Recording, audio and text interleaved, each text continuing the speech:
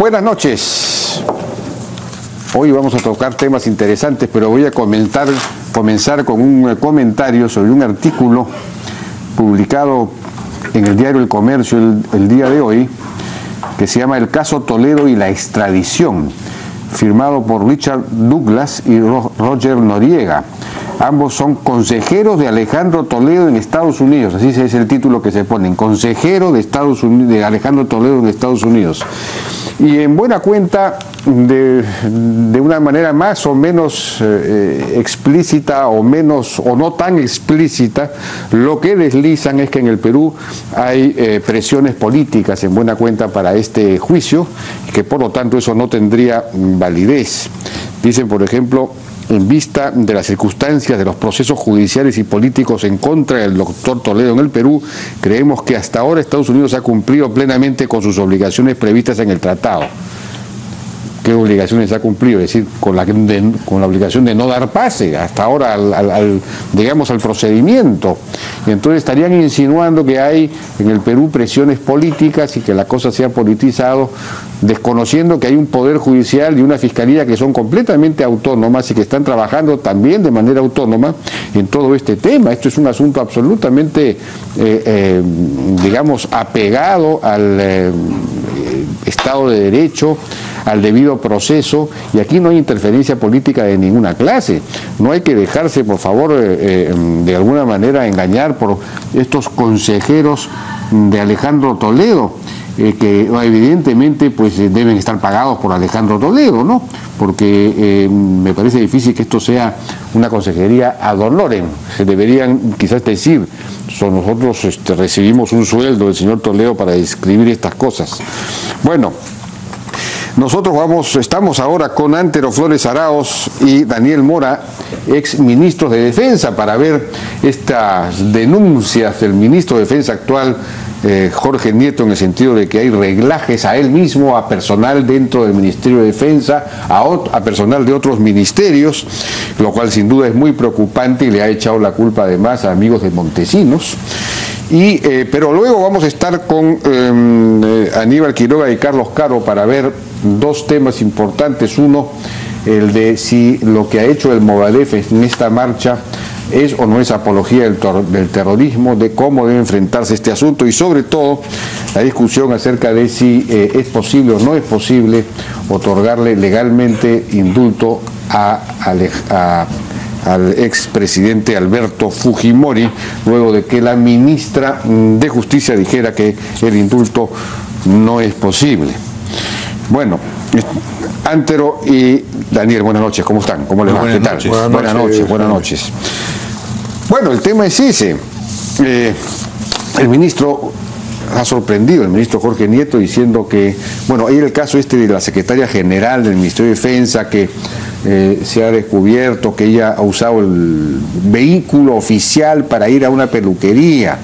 Digamos, eso no es pues tampoco un... Eso es una guachafería, hombre, peculado de uso. Una mujer que tiene que ir a actuaciones, y si está en la Fuerza Armada tiene actuaciones, creo, en la mañana y en la tarde. Quieren irse arregladas, el hombre saca el peine, se pasa el peine, claro, y punto. Entonces eso no debería, no, pues es una tontería. Realmente, ¿no? Es una tontería. Pero resulta que ha sido, no sé si le han tomado un video, ha sido arreglada, en fin, esto ha sido producto de un reglaje. Hoy día, Jaime, ¿quién no tiene un celular que está tomando fotos? ¿Tú crees que esto es una cosa espontánea? Puede ser. Pero el ministro Lo Nieto... que me dicen mis amigos periodistas que están, no en la opinión, sino en el manejo, en la producción, que todos los días les llegan videos, fotos, etcétera, sí, de cualquier cantidad de cosas. Sí, pues todos se han vuelto reporteros. Todo el mundo se siente reportero hoy día, ¿no? De acuerdo. Pero el ministro Nieto ha dicho que él tiene pruebas de que a él lo han reglado, que las va a mostrar. Me sorprendió que lo dijera además en un programa político y no lo, digamos, discutiera internamente. Como corresponde. Que como corresponde discutirlo internamente, ¿no? Claro.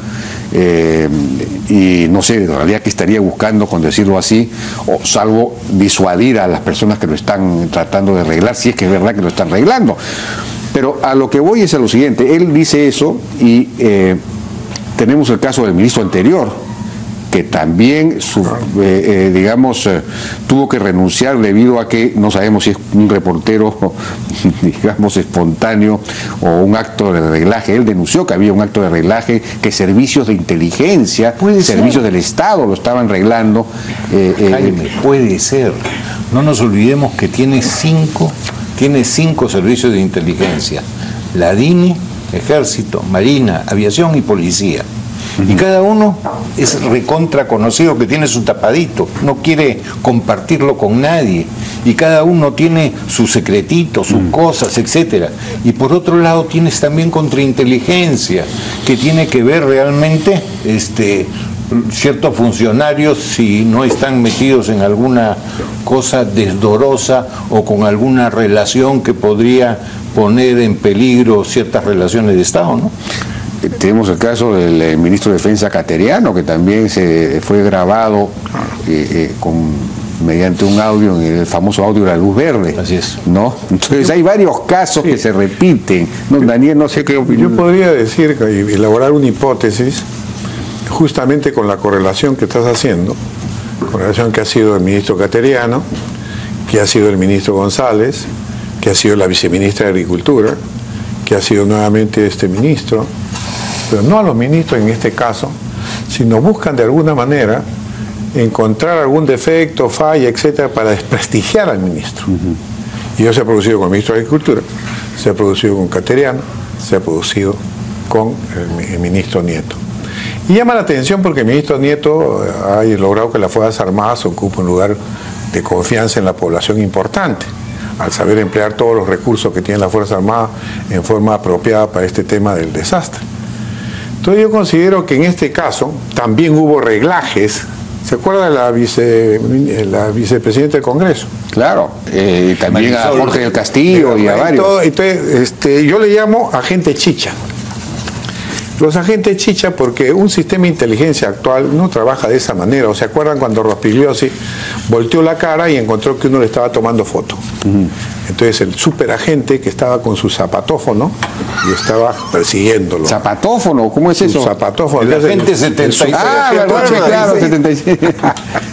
Entonces, el problema y la hipótesis que quiero elaborar es de que la corrupción está en todos los niveles. Y está en el nivel de defensa, está en el nivel de agricultura, etcétera.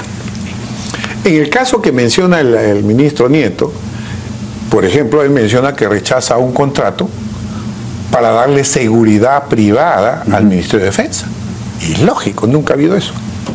Pero parece que lo han estado siguiendo o lo han presentado. Y también para dar seguridad al Instituto Tecnológico de las Fuerzas Armadas, que está en el cuartel Hoyos Rubios, donde tiene varios batallones ahí. ¿Cómo iba a firmar ese contrato?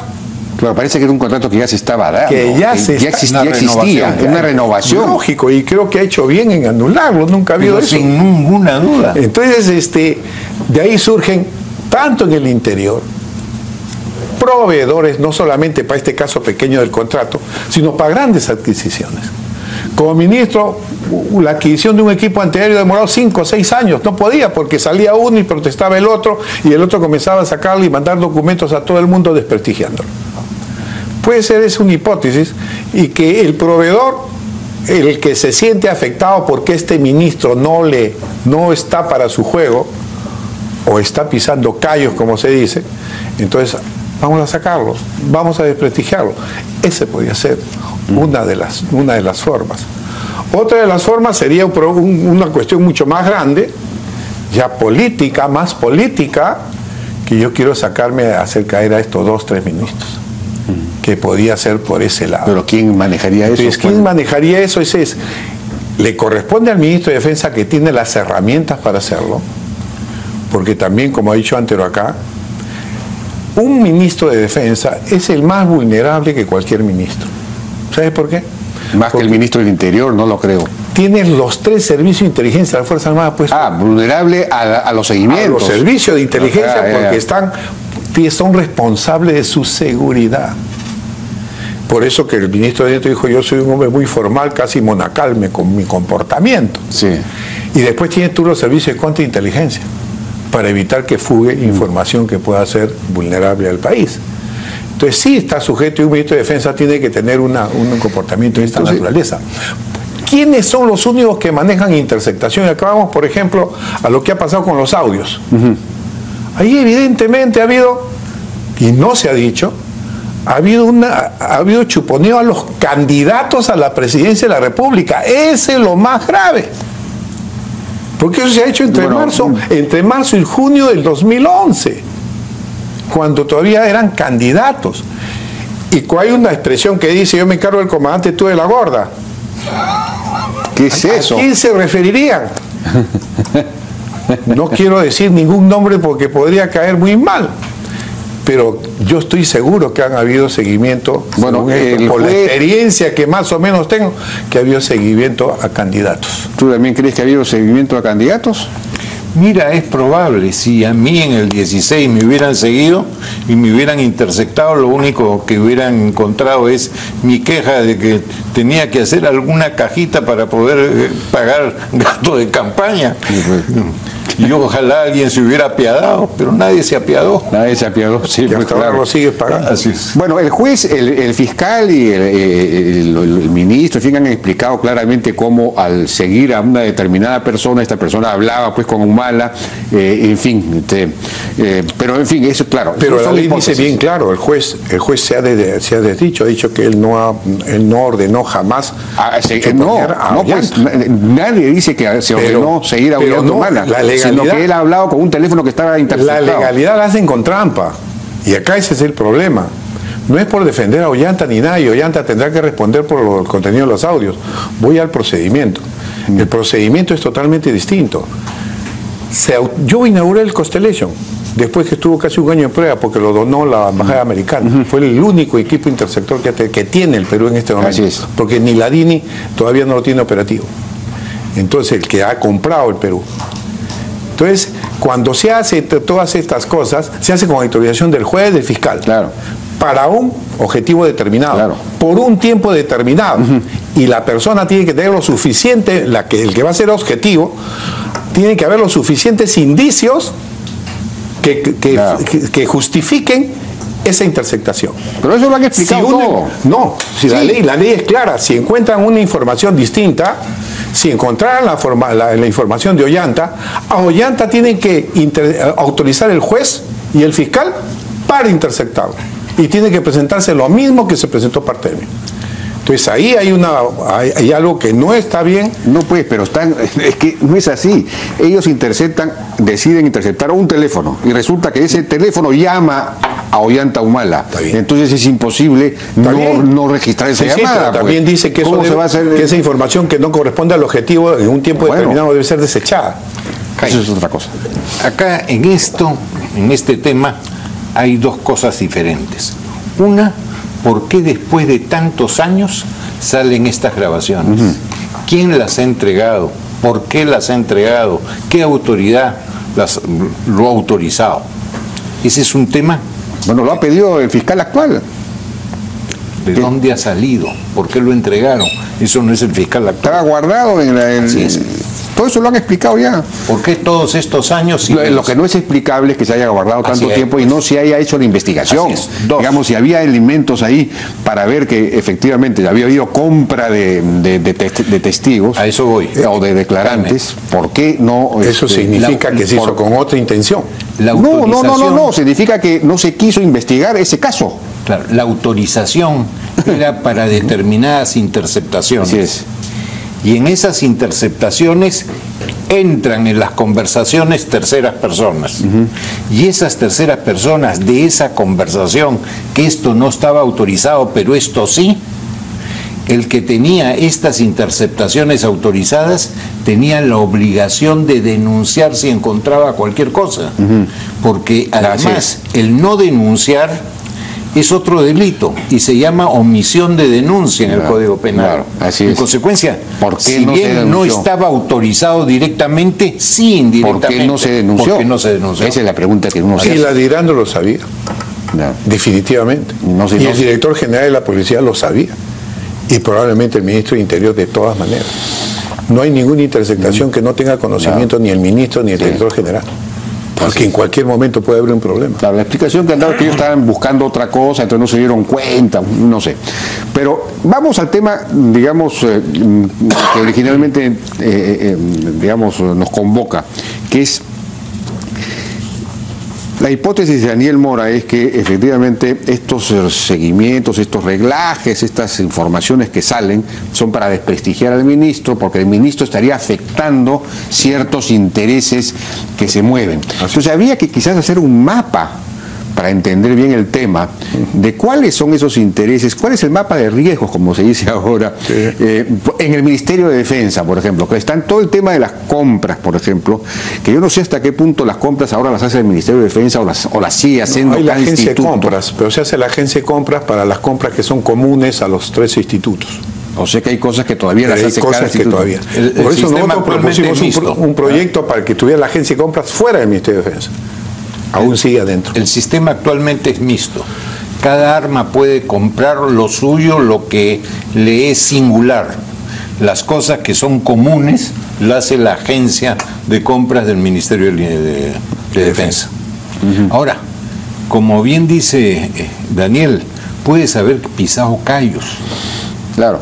Es una hipótesis. ¿Qué callos se pueden pisar? Digamos, tenemos el tema de las compras. Tenemos, por ejemplo, el asunto del BRAEM. El BRAEM es, yo lo he dicho aquí varias veces, es un negocio para las Fuerzas Armadas, porque hay no sé cuántas, no sé, digamos un personal como hay 8.000, 10.000 personas ahí para combatir a 100 terroristas, no narcoterroristas, una cosa absolutamente desproporcionada. Hay casi tantas bases como narcoterroristas, es una base por narcoterrorista, o por cada 2 narcoterroristas.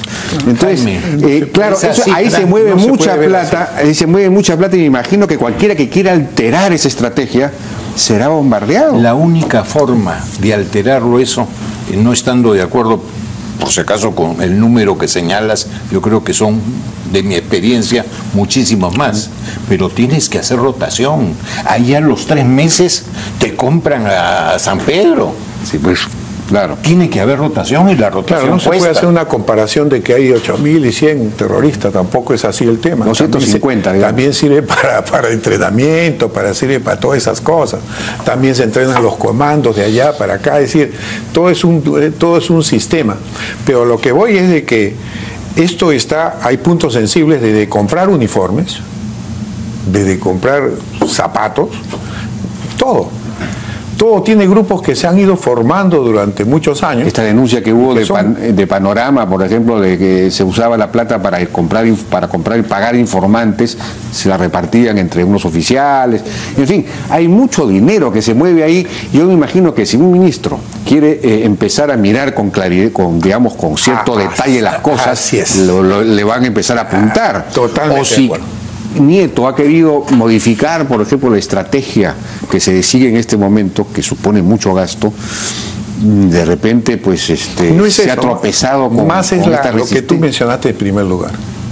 Es decir, cuando comienzas a ver más en detalle cómo se están haciendo las cosas, y comienzas a poner remedios. Y ahí viene el tema. Inclusive, Daniel y Jaime, en cosas que parecen ser normales, el tema de ascensos, el tema de pases al retiro, el tema de las 3 fuerzas.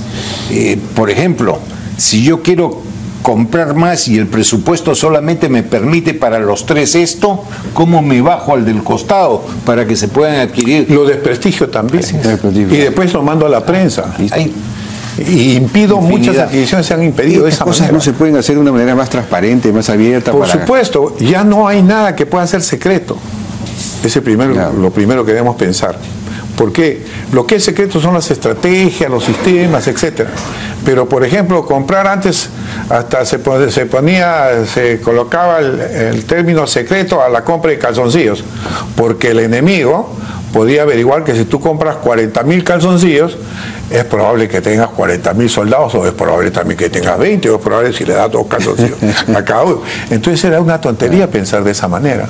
Hoy día las ¿qué cosa podemos esconder nosotros? Lo tienen todo. La revista de defensa, y sale todas las compras mayores de $1 millón están publicadas. Ahora, ¿qué grupos? Porque Nieto va más allá y llega a decir que hay amigos de Vladimiro Montesinos que están metidos en todo esto. Antes hemos tenido el caso de López Meneses, que tenía un poder muy grande en la policía, ¿no es cierto? Hombre también vinculado a Montesinos, o sea que hay una hipótesis, es que todavía Montesinos maneja hilos, maneja redes, maneja de repente grupos de interés también dentro de estos. Yo te podría decir, por ejemplo, de que cuando yo asumí la presidencia del Consejo Nacional de Inteligencia en el gobierno de Toledo, se destruyó totalmente el sistema erróneamente. Desaparecieron todos los equipos.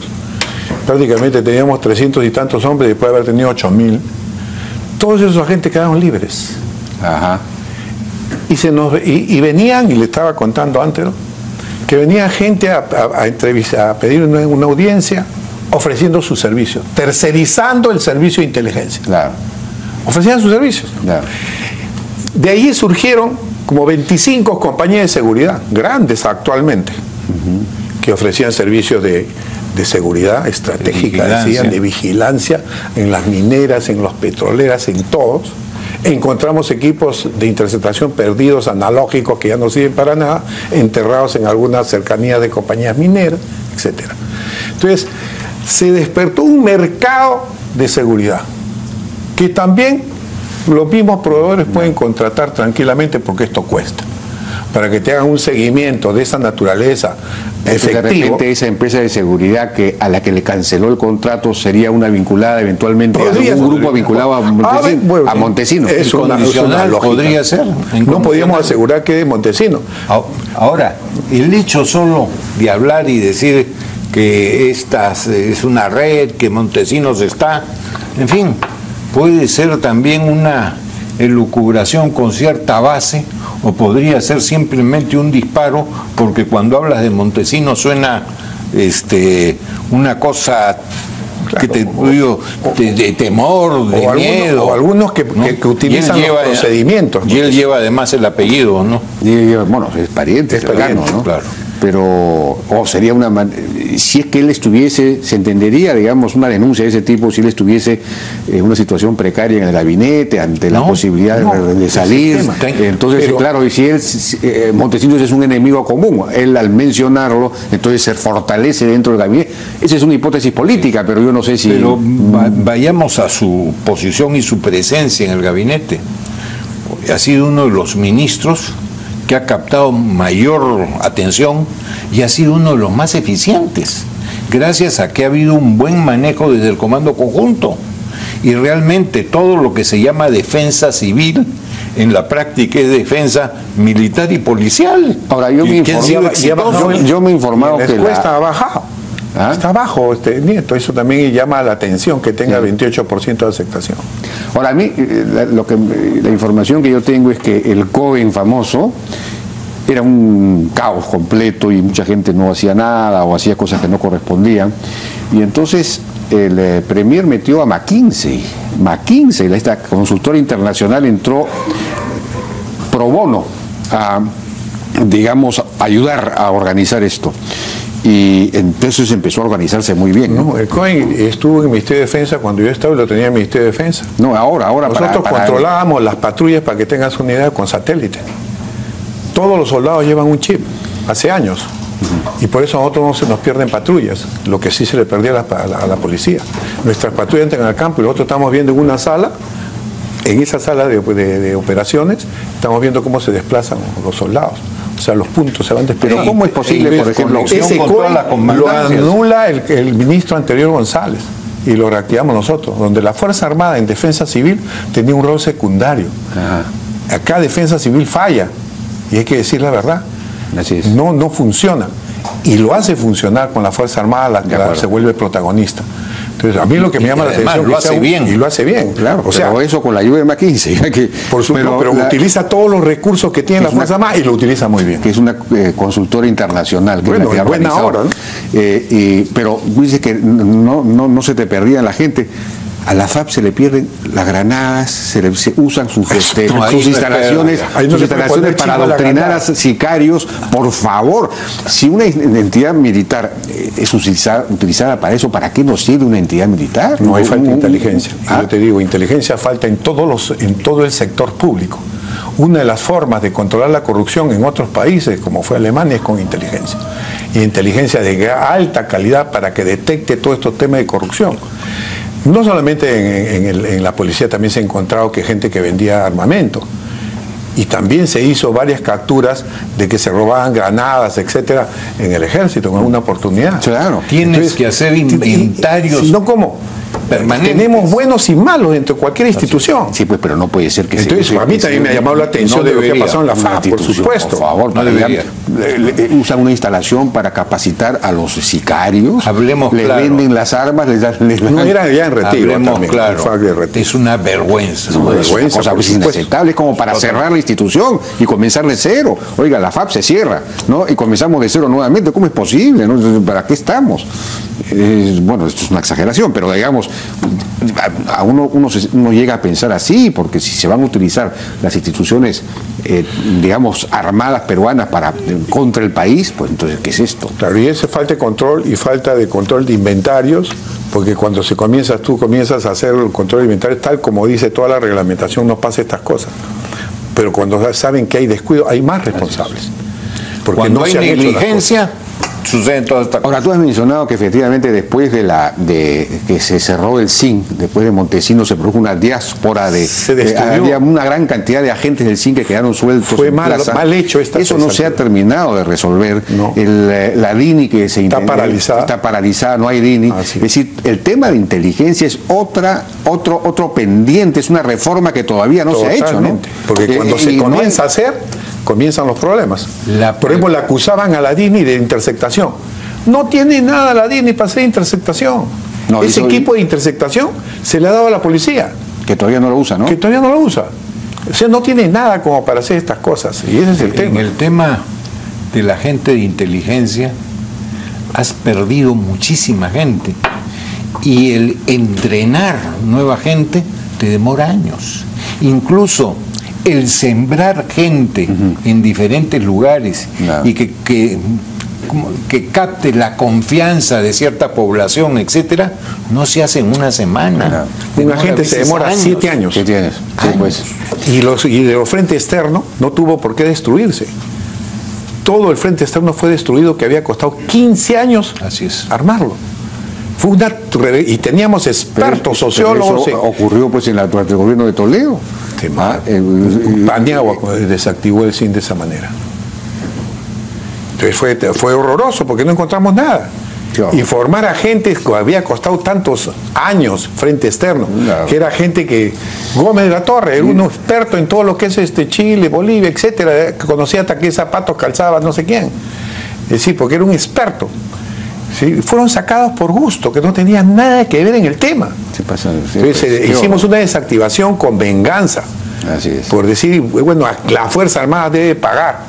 Y eso fue un gran error. Y para completar, no nos olvidemos de que si bien Valentín Paniagua fue un gran demócrata, tuvo alrededor mucho caviar que le tenía una adversión tremenda a todo lo que era Fuerza Armada, sí, pues, porque creían que todos eran malos. No es así, pues tampoco. Tampoco.